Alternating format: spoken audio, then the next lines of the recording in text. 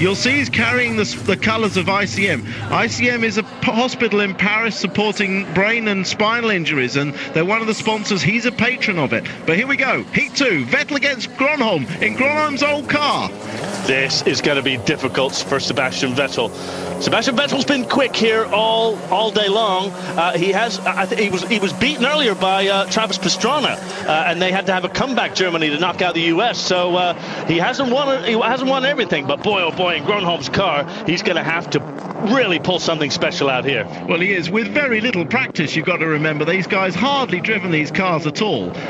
So to get in against a guy that's won however many World Championship rallies this year alone, finished runner-up in the championship, recently retired, sadly, Gronholm, going to be a big loss to the WRC. But here we go. 19-year-old Vettel, 20-year-old Vettel now, but made his debut at 19, and wow, what an opportunity.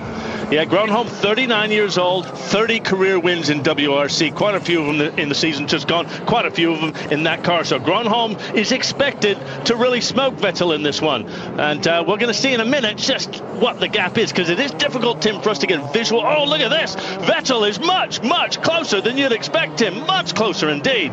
Yeah, he is. He's only a fraction behind, only 2/10 behind. Gronholm needs to keep the pressure up, but I mean, that's very close. I'd have expected Gronholm to be a good second up after a lap of this, but he's driving pretty cautiously, isn't he? I noticed Gronholm in practice yesterday that he tends to take a lot of mid-speed corner off. It kind of tends to be a little bit tentative mid-speed, and then he kind of really fires it out of the corner very effectively. But look at this. Vettel, of course, now that's the gap. I keep getting That's the three-quarter gap. That's the three-quarter gap, and it's still very close. Very close By recent races, that is still very, very close. I was watching the different techniques, Tim, of some guys, firing into the corner much quicker, taking less speed off the car. Other guys kind of, trying to go in slower and come out quicker. And Gronholm looks very, very neat and tidy. Vettel looks less so, but it's close. It's close.